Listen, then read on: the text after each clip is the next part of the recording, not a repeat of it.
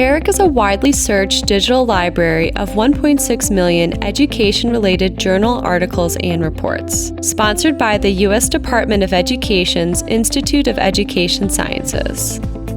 ERIC selects materials for the collection in two ways: through the online submission system used by individual authors to submit their work to ERIC, and through a formal source selection process for journals and organizations producing reports in the education field. If you are a journal or book publisher or an organization that produces reports or sponsors conferences in the education field, your materials are potential sources of new content for ERIC. This video will help you determine if your materials are a good fit to be considered for the collection. Twice a year, in the spring and fall, ERIC reviews journals and sources of conference papers, reports, and books as potential candidates for inclusion in ERIC. ERIC uses the selection policy as a guide when evaluating samples of recommended content.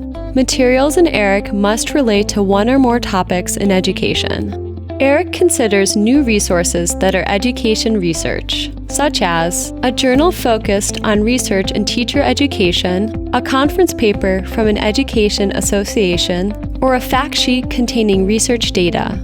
We are looking for materials that include citations, original analyses of data, and well-formed arguments. ERIC does not index textbooks, lesson plans, personal opinion narratives, or resources focused on subject matter alone. For example, ERIC would not select a chemistry journal, but may select a journal about teaching chemistry. For inclusion in the collection, resources must meet acceptable levels of quality based on completeness, integrity, substantive merit, and utility importance. Sponsorship by a professional organization is preferred. ERIC also requires that at least 80% of articles in a journal must be in English or have a high-quality English translation. Finally, resources must be current and published on an ongoing basis.